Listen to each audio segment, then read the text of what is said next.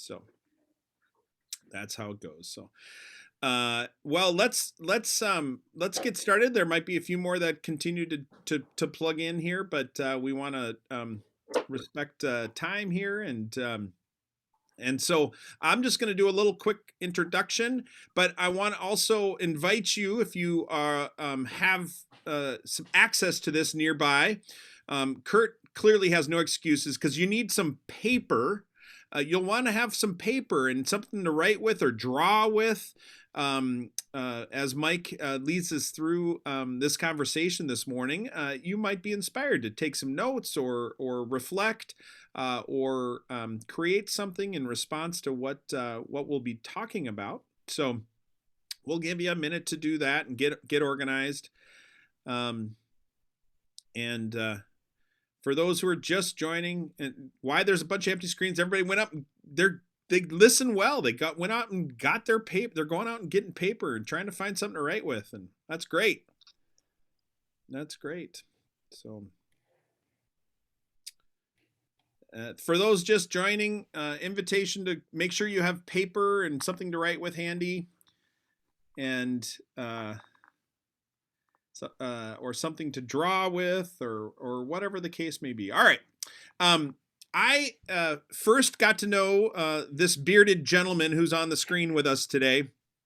He and I overlapped at Luther Seminary, and we also became involved with in our time during those years. We also were both involved with the community of faith at the time, which was known as Jacob's Well in South Minneapolis, and has subsequently changed their name to Fabric. And so you often have heard me tell a story or two from my Jacob's Well days and that community of faith that I'm still very fond of and pay attention to. And Mike also has had a variety of roles and served in a variety of ways with Jacob's Well and Fabric over the years. And but he's also, and so our friendship was formed in those days, and we have shared in some deeper thinking about the future of the church and how what kinds of changes might be on the horizon, what kind of paradigm shifts are taking place within communities of faith, like Prince of Peace, or just communities in general. Mike also became a mission developer for the ELCA and created a community that gathered in the northeast part of Minneapolis, supported through the Minneapolis Area Synod, called Intertwine. And he's going to probably share some more about that. But I am so grateful that Mike was available to be in conversation with us today, because our text today, if you have not yet made it to worship, you will after this, you'll go to the second service and you'll hear our text today of Jesus responding to the crowds that are wanting to get to know him and get to understand him better. And Jesus is responding to them and suggesting that water, that the life that God offers is like water, like rivers of water flowing in and out of our lives together, supporting us, nurturing us, sustaining us. And this life of faith is best understood as the pouring out of water back into the world in rivers of life. And that got us as an adult education committee thinking about how water in particular is such a central piece to life and to understanding faith.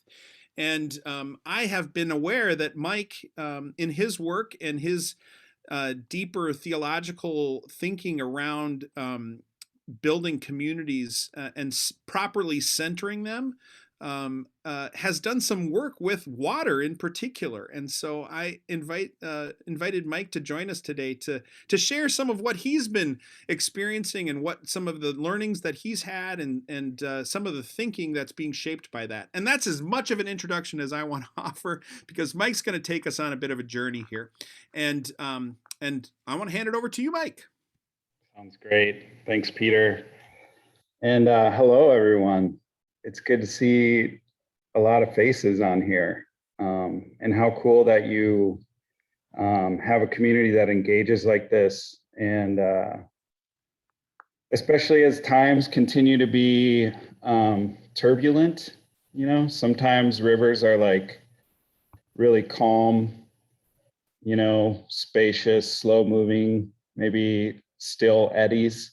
And sometimes they are like rushing rapids. And we're in a time of a lot of change and some turmoil. And I like to think about rivers and the process of meandering, and how rivers, as they move through land, they flow faster on the outside the bank and slower on an inside bank. That process, getting a little, maybe I was getting a little feedback or something. We're good. Okay. And that process, the fast water on the outside of a bank carves the bank deeper, and it erodes hard places. And that eroding is happening in our lives. Some of the hard ways of being, some of the quote unquote normal ways of being that we have had, and maybe some of them problematic or not as life-giving as they could be. Maybe we could consider them hardened places. Some of those are eroding during this time, and in that process, we actually get carried and changed in the carrying through time. And the beautiful thing is we get deposited on a new bank, and we're softer and we're capable of generating life. And so I don't know, maybe pandemic is kind of like that meandering process. And I think these are, the ways we continue to engage in community and have these types of conversations. These contribute to both our eroding and our transforming into something that can bring new life into being. So thanks for being here. Yeah, and my name's Mike Rusert. I am currently at my cabin on the lake, so it seems very fitting. I'll give you a little picture. I want to tell a little story about this place. Hopefully you can see the lake out there. But this morning I was looking out at an eagle that was eating something out on the lake. And this lake is called Oxyoak Lake. It's north of Brainerd, about 45 miles. And my grandparents bought a cabin here in 1975. My Swedish grandmother, Marie. And she came over from Sweden in the early 30s. Her family was fleeing what was a really difficult economic time, and I believe a severe drought. And my grandfather, Olaf, settled in Little Falls and became a chicken farmer there with the family.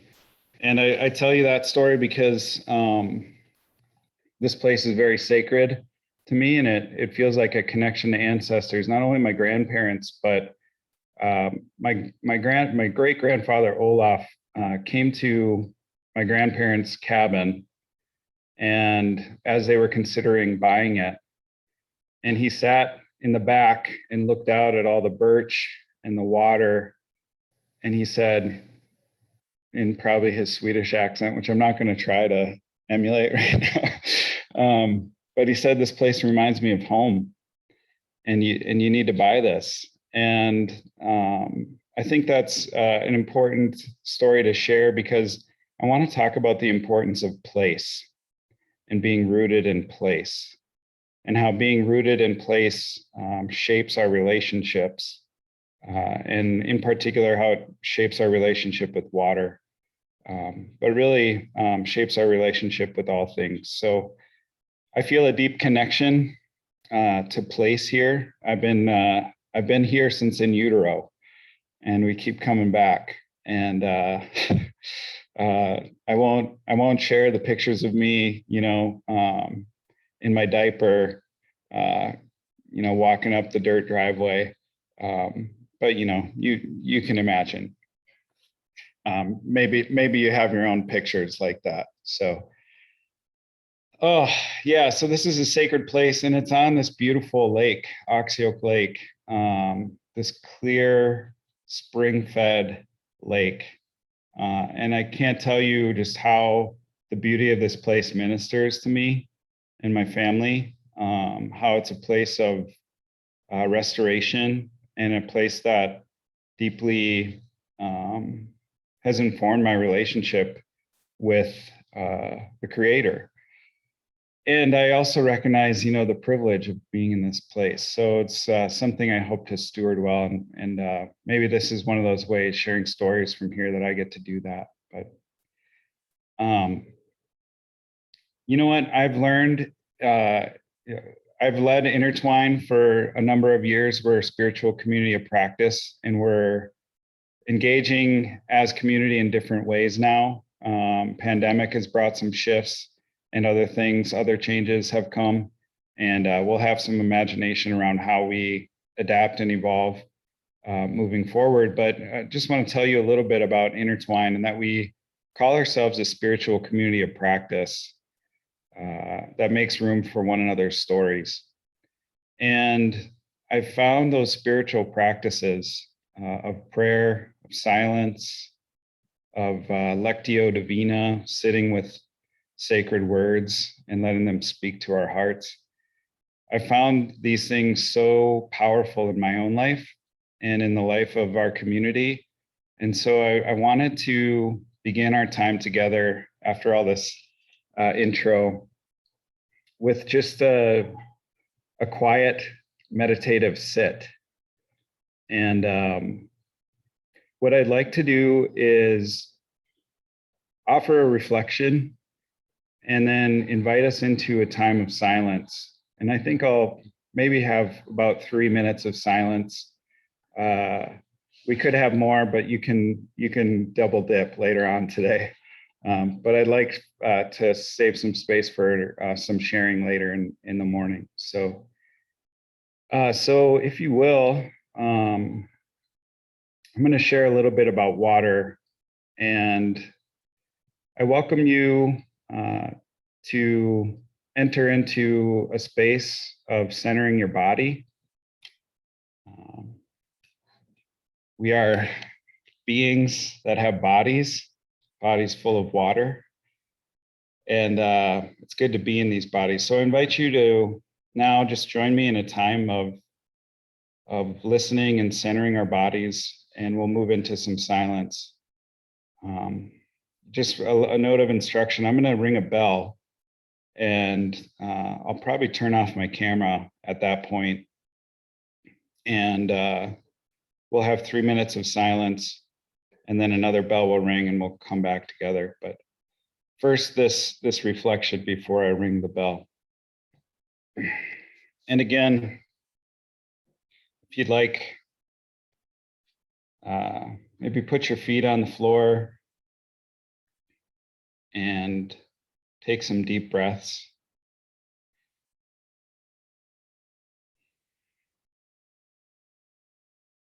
If you feel comfortable, you can close your eyes.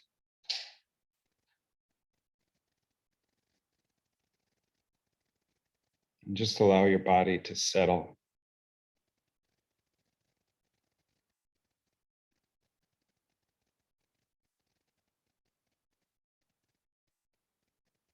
Maybe we can begin with some gratitude for these bodies, of ours in the place where we are. Gifts of the Creator.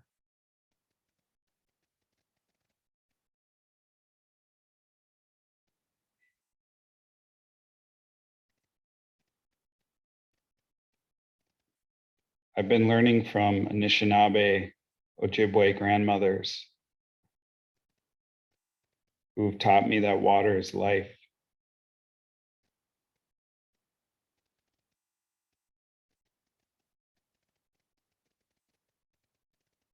And I'm grateful for their teaching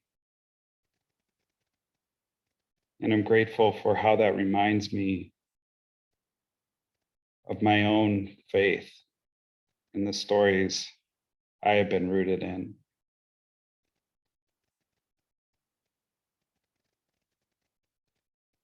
Our scriptures say that in the beginning, the breath of God moved over the waters. Breath and water.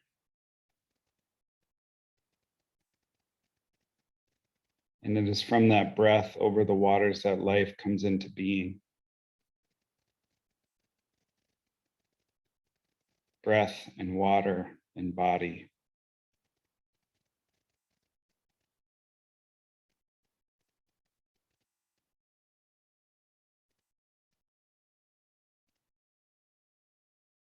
I'm reminded of stories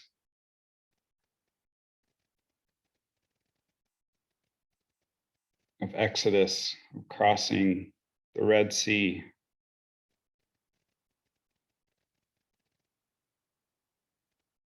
I'm reminded of stories like Jonah being swallowed up and spit back out something new from the water.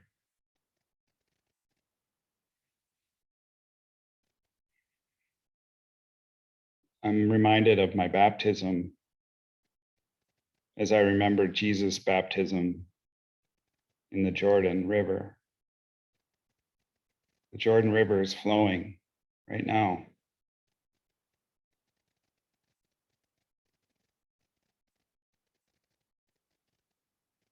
New creation, sacred water. And I'm reminded of Jesus at the well with the woman of Samaria. Jesus spoke living water. Water is life, living water.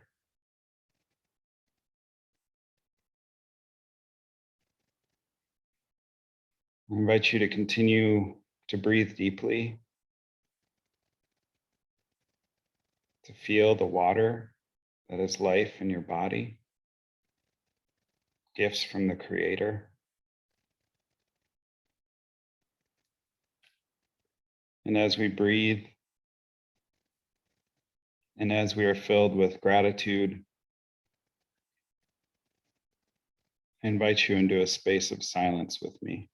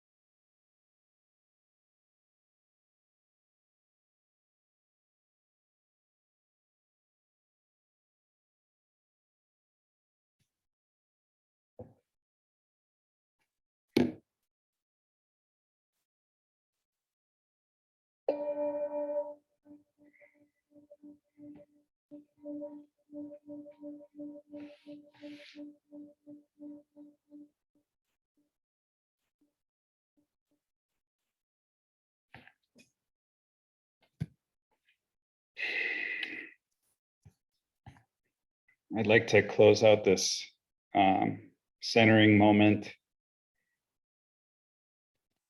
and lift up such a powerful image from the book of Revelations of the river, the crystal river flowing through the city and flowing through all the land, bringing life and enough. Water as our beginning, water as the end, and water as the beginning again.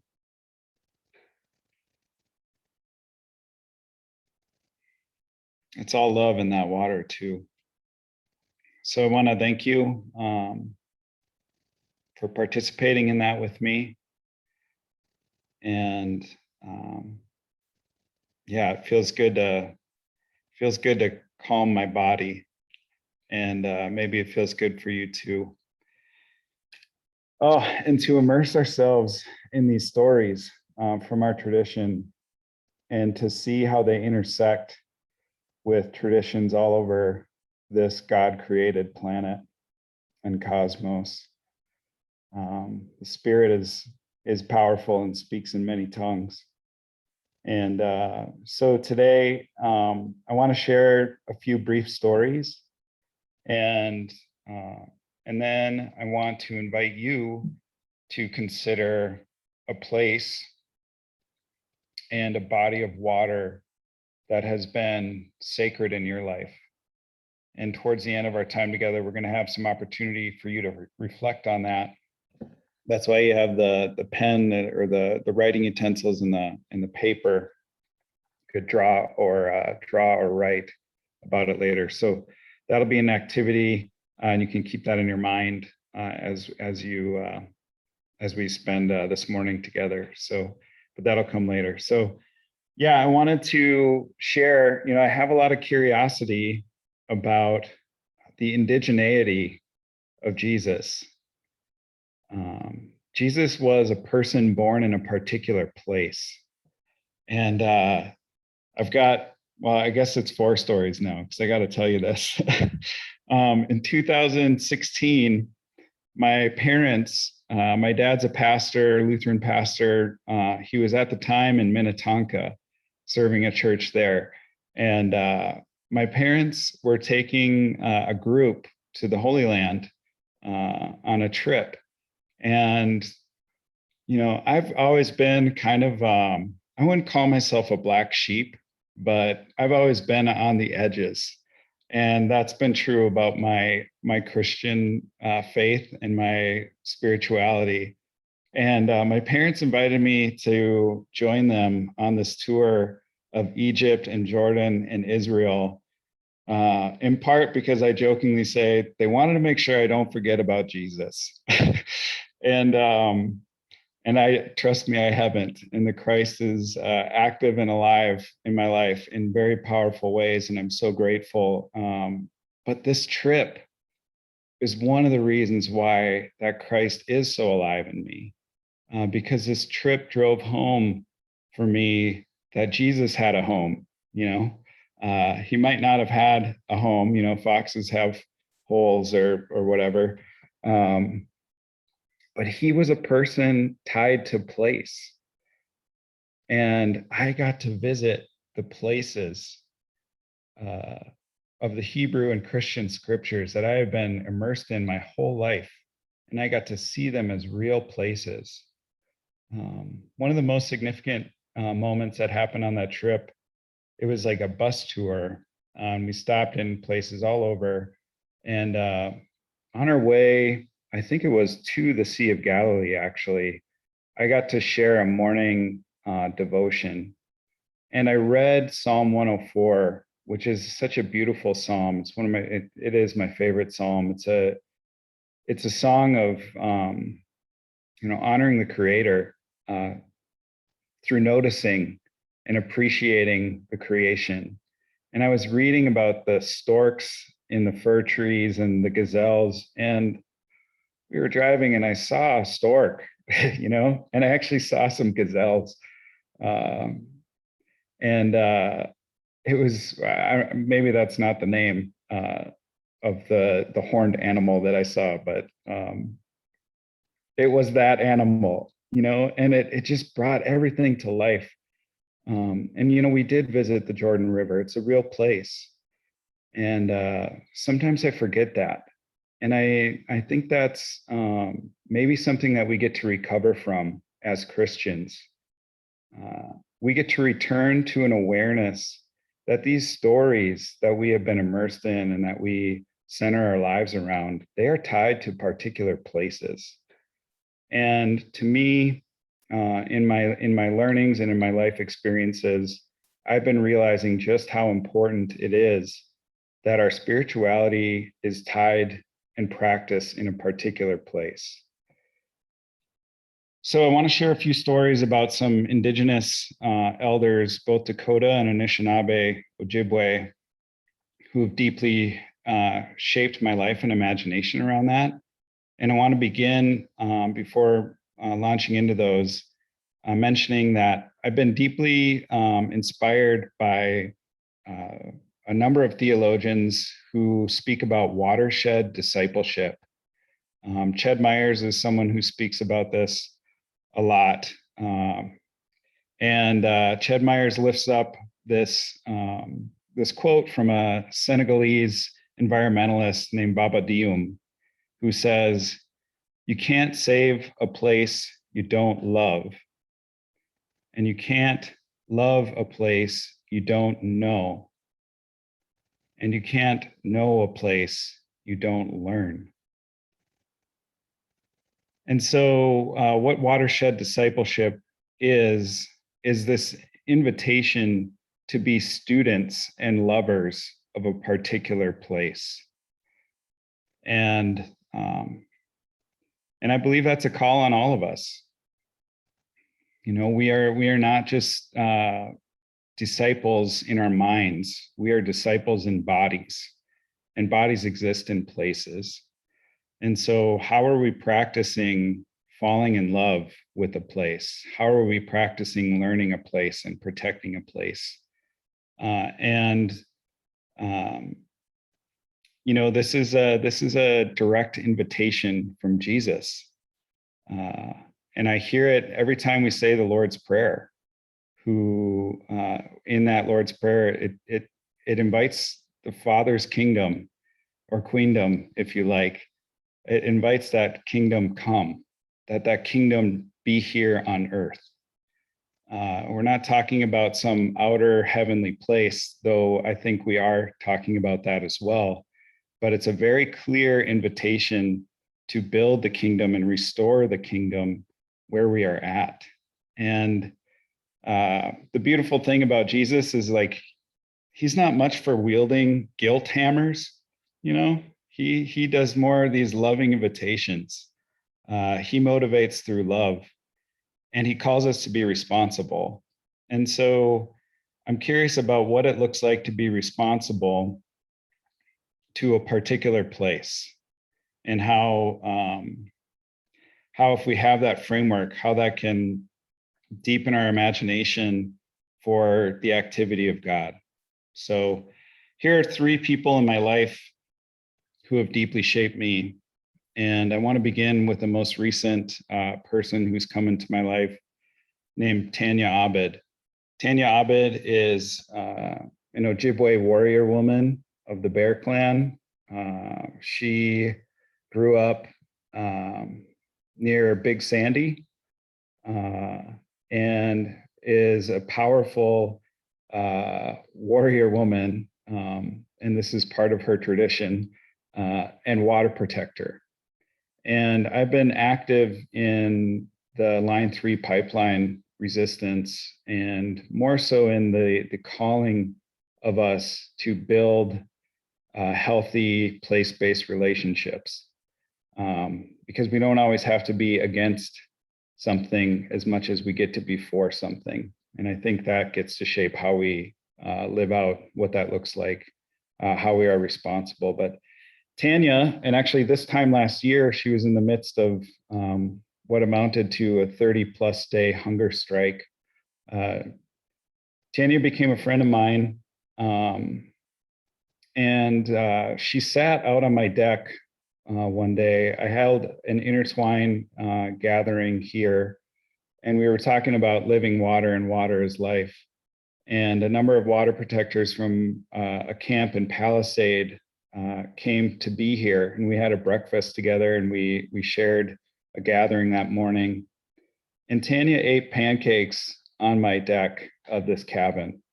And I know you guys talked about communion last week or recently. That was a really sacred communion that I was able to have here with an Ojibwe woman whose people have been here for thousands of years, hundreds and thousands of years. The Dakota before the Ojibwe, I should mention. But that she ate here and felt rest and restoration here in the middle of a really difficult time, a very traumatic time in the resistance to Line 3. This was over the summer, and so she wasn't on hunger strike, so I make that connection. But this is why it's important to me. Like I said earlier, my grandma came over from Sweden in, I think it was 1931. And I'm a descendant of settlers. You know, I'm not indigenous to this place. And there is a lot of trauma and a lot of pain in this country's, this place that we share, our collective history. And to have Tanya, who is an Ojibwe woman, who wasn't even legally allowed to practice her religion until the 1970s, for her to be here and to feel rest and to eat here was a healing for me in my larger story. It's complicated. But, I want to say also that I've only experienced grace through these indigenous elders who have shown up in my life.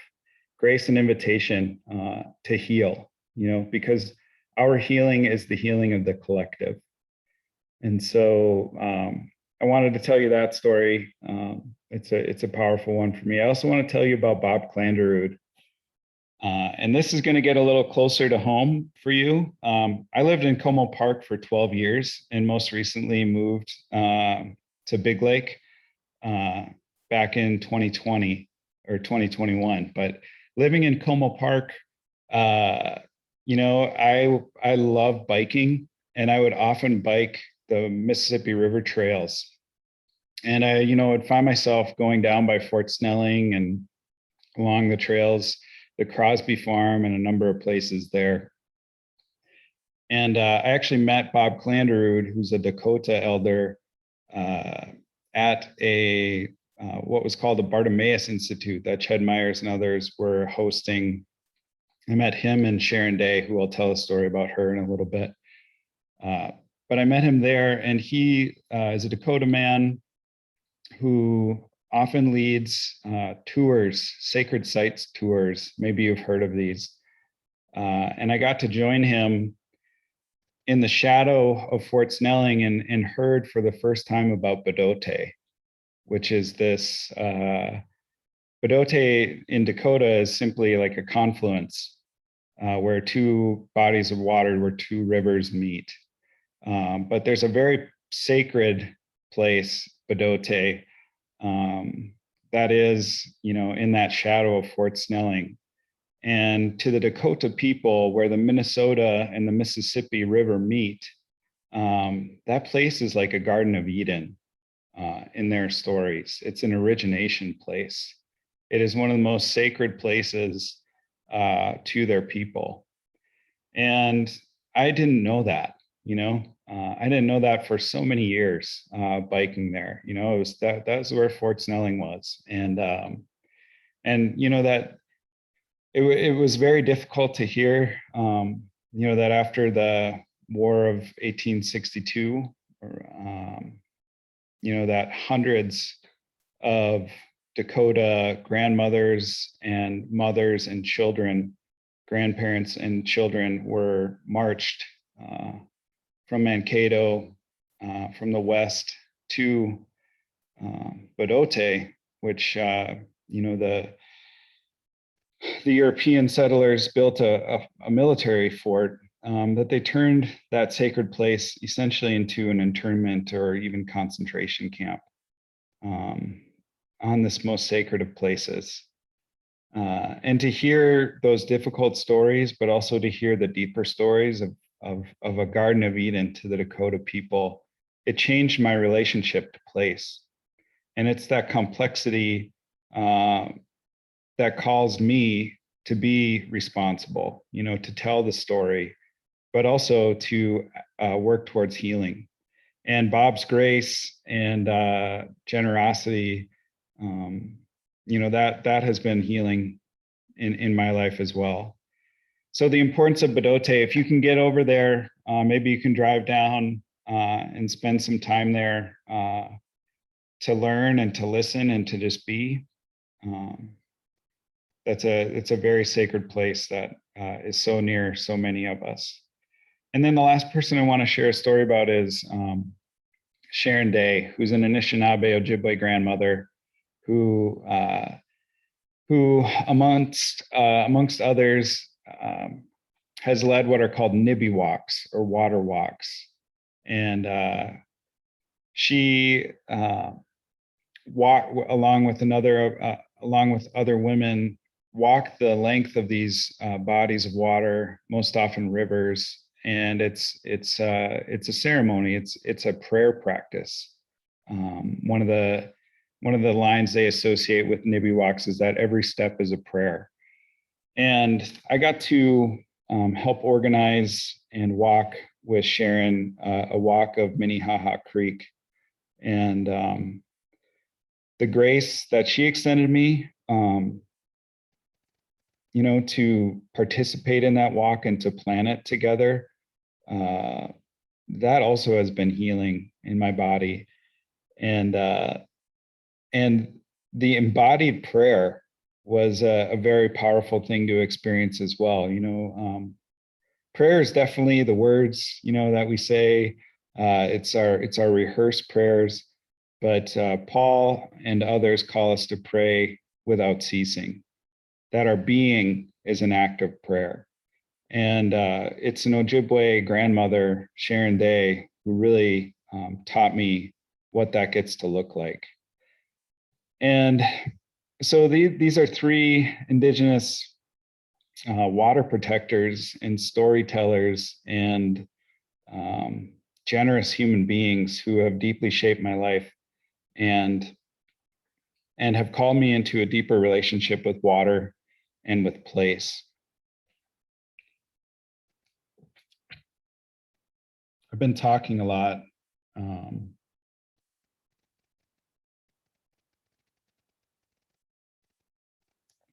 Maybe I've been talking too much. But I want to do, and Peter, can you remind me of how much time we have? We've got about another 20 minutes or so. Perfect. Okay. Thank you.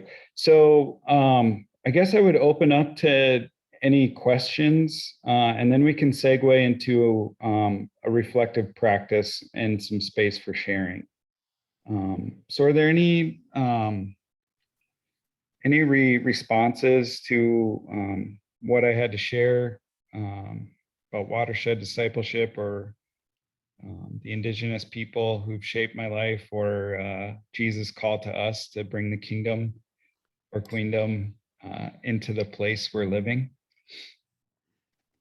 It struck me as you were talking, Mike. I was reminded of work that I did while I lived in Montana to help establish a collective of people in the business world, as I was a small business owner, to take up questions around the environment and the particularly fragile environment that surrounds the Yellowstone National Park and the Yellowstone ecosystem. And as we were imagining how to organize ourselves and to sort of, because it was a pretty large undertaking, the Yellowstone Park touches 3 different states, and the communities that surround it, and the businesses that, in many ways thrive because of the natural landscape and because of Yellowstone National Park and its features. We ultimately focused on a pattern of organizing around the watersheds. And so the watersheds that sort of centered Yellowstone Park, but flowed out and away from that area, and that connectivity, which was to say the political boundaries that we have come to know and come to trust don't actually define us quite as well as our understanding of this natural world and the natural places that we're and the water, the flow of water is such a much more connecting way to imagine the relation, the centrality of the relationships that you need in your life, and the where you need to draw support from, and where your actions might influence the next person downstream, right? And so so your thinking in terms of this sort of ancient understanding of place here in Minnesota. And then the second thought that I had was thinking about the location of Prince of Peace, that this particular hunk of property was acquired in the 50s by one of the predecessor churches with the imagination that it would someday be home for a community of faith, which is ultimately what happened. And adjacent to our property is the most significant wetland part of Roseville, and ultimately developed into a public lake, Lake Bennett, and there's an artificial natural water feature that flows. It almost looks like it comes out of Prince of Peace and flows down into the as if there was a spring underneath our church, right? That's just pouring water out into Lake Bennett below us. And I think that's a great metaphor for us to think as a community of faith. What is it that's pouring out of us and out into this community that we all share in this space together? And so those are just a couple of thoughts. Other people, reactions to some of what Mike has been introducing to us today, or thoughts?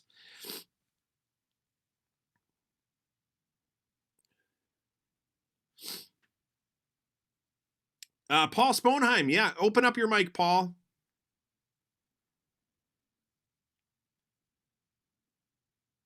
I'm sorry to be a little late, but I wanted to mention 2 things. There's a wonderful statement by Alfred North Whitehead. Nobody ever says, "Here I am, and I have brought my body with me." We are embodied creatures. And the physicality, the particularity is so valuable. I'm grateful for that emphasis. The second thing, I wanted to mention 2 books, just 2 books. One would be An Indigenous History of the United States. This is a gorgeous study, and man, do things look different when you get the native perspective. It is written by Roseanne Dunbar-Ortiz, An Indigenous History of the United States. So it's helpful to know how developed things work already. The second book, several of you know this, I'm sure, is Braiding Sweetgrass. This is by Robin Wall Kimmerer, Kimmerer.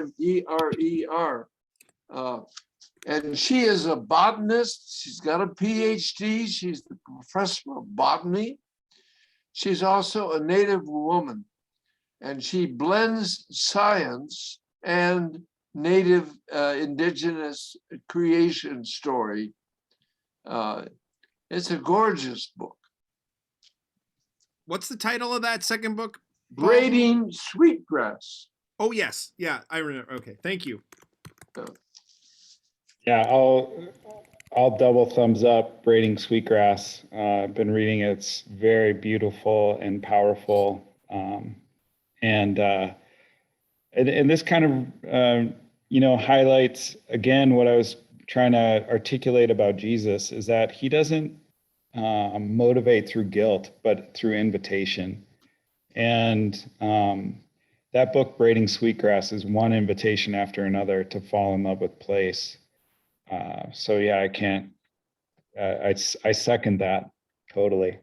I'm going to throw another book in the notes, David Troyer, The Heartbeat of Wounded Knee, which is, David Troyer actually, I believe, is from the Mille Lacs Band of Ojibwe. I could be wrong, but it's, I'm pretty sure it's Mille Lacs Band, but he writes for the New York Times and other spaces. Recently wrote a beautiful essay on a drum ceremony between the Ojibwe and Dakota, who were at war with one another for decades, if not centuries, and a drum ceremony that has brought peace and healing to those two tribes. But he wrote this book, The Heartbeat of Wounded Knee, and it's also a modern history, and has I'm not aware of the indigenous people's history of the U.S., but I feel like there's a lot of northern tribes from our neck of the woods. Maybe more stories than that, but I don't know the other books. So that also is an excellent book to read.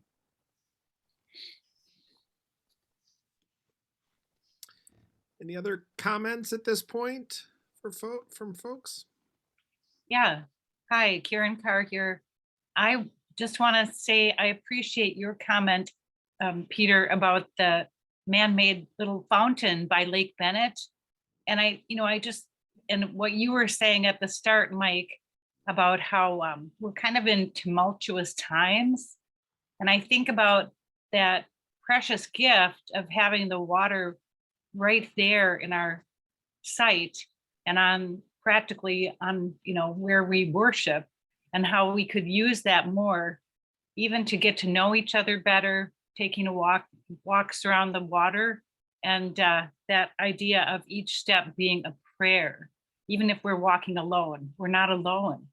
So water is healing, walking is healing. So thank you for that. Yeah, thank you, Karen. That's beautiful. I think Rick was maybe speaking. Yes, well, I generally do speak, and I generally run on too long. So I'm going to ask Peter to go like this when that was a finger across my throat, Peter. I was a member of Prince of Peace for many years, my wife and I. Stay nice and close to your microphone, Rick. I was a member of Prince of Peace for many years, my wife and I. In one of my professional transitions, bracket, unemployment period, closed bracket, I wound up as a financial executive for the Leash Lake Band of Ojibwe Indians. Am I coming in okay, Peter? Yep, we can hear you great. Okay. I came to realize that the indigenous people were not the savages in this country. We were the savages in this country. It is amazing to me how their being and religion, Jesus would have loved it, I believe. And We tried to destroy it. I mean, it is just amazing. And that those people could forgive us and have fellowship with us is a pure gift. Yeah, thank you, Rick. I so agree with you, and I hope it came through just how much grace I've experienced through my interactions with Bob and Sharon and Tanya and others, and I, I keep hearing that, I keep experiencing that grace, and I'm also experiencing it, I think, because I'm coming near, and so we get to come near, and we get to learn, and we get to listen. And I think if we maintain a distance or a willful ignorance, we're inflicting harm on our own selves through that. So come near and learn the stories, and be inspired, and hopefully experience some healing. Mike, I was struck by when you were describing your experience of riding your bike. I've known you as one who travels primarily by bicycle around the Twin Cities, something I've admired and been amazed by all these years. But thinking about the places that you've been biking and initially carrying a sense of perhaps shame and guilt about the beauty that you've got access to on paved bike paths that are the result of a colonization, right, and of this place, and that's something that's people often, when they begin to sort of confront these historical realities about how this land came to be occupied by many of our ancestors, that guilt and that shame, and then you describe that in your encountering these grandmothers and other indigenous leaders, you've come to experience some healing. And is that the healing that you're talking about? Is it a healing from that sense of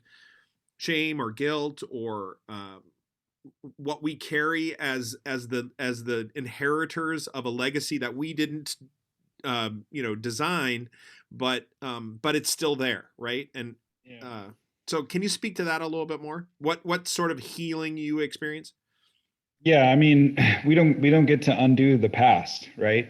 And also I do want to say, collectively, the American government, which was, primarily European settlers,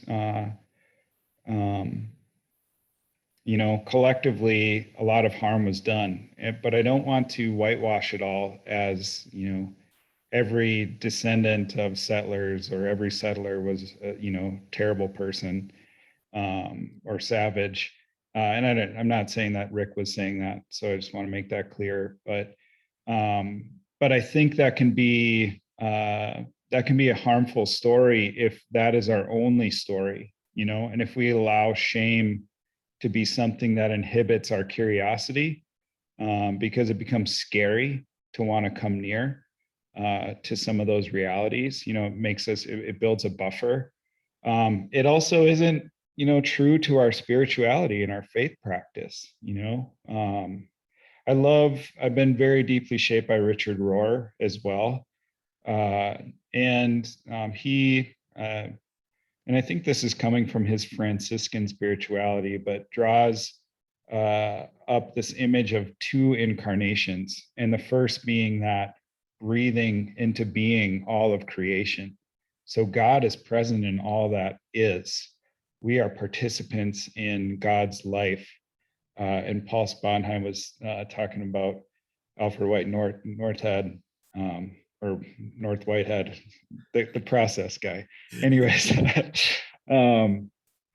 but yeah, how are we participants in the divine life and it's working out? So to lift up the inherent goodness of creation, and that we would claim that.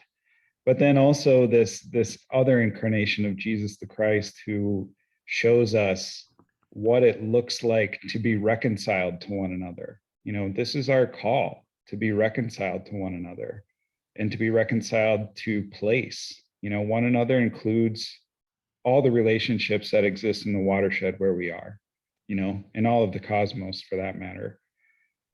So it's our call as Christians to do this, and it's a joy.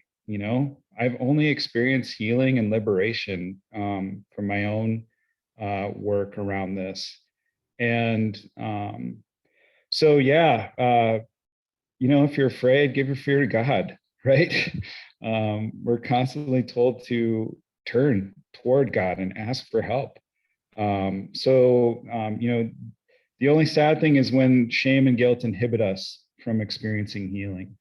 And Jesus was consistently about that invitation to not be ashamed and to heal. So I think we got some good stuff working for us with that. Yeah. Good introduction to the journey that we all enter into about this time of year. In a week and a half, we enter into our season of Lent, Ash Wednesday, March 2nd, and this process of being drawn into and invited into a reconciling relationship with not only with God but the place, right?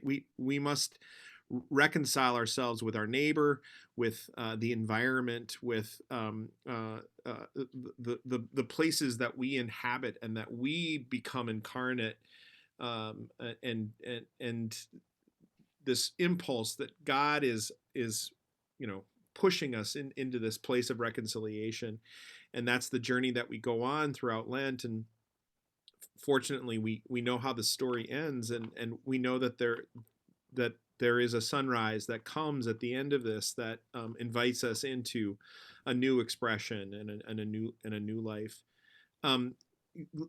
I leave space for one more question or comment. Anybody else that wants to weigh in here before we wrap up?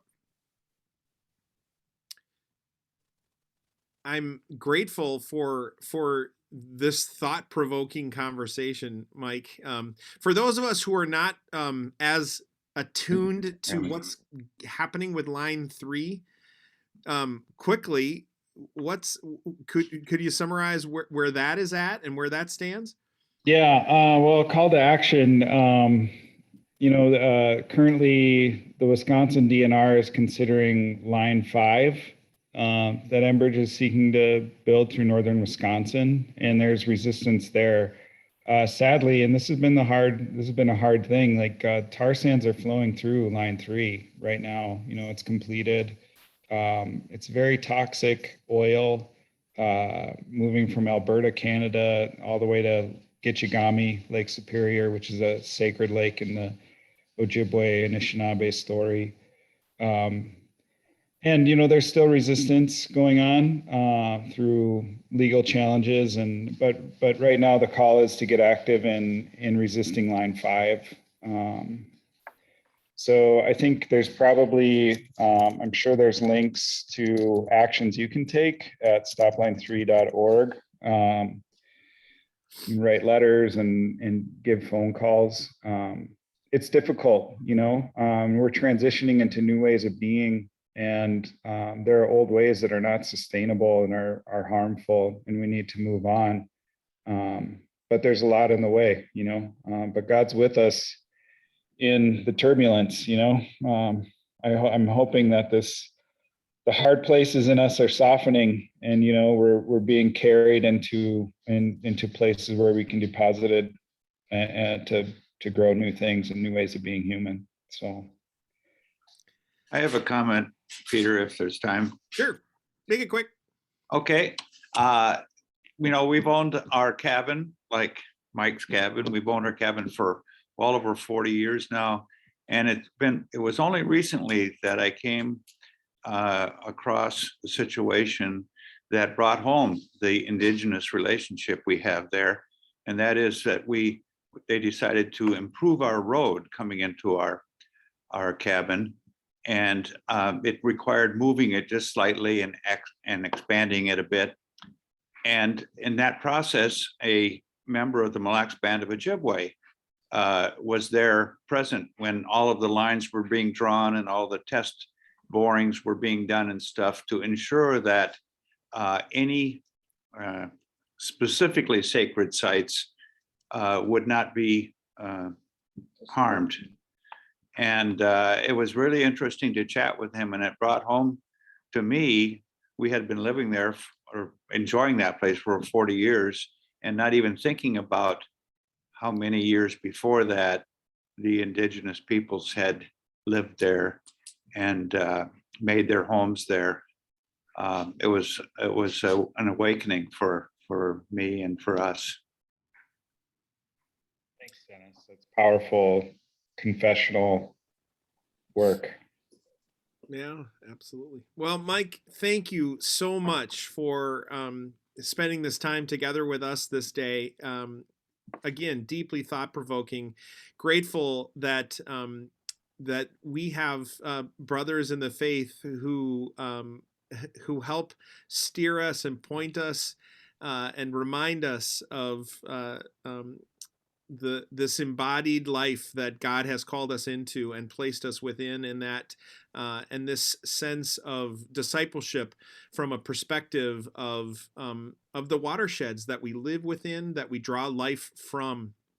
God again offers us the water of life through any number of means, and sometimes those are very practical mechanisms. The lakes and the rivers that are in our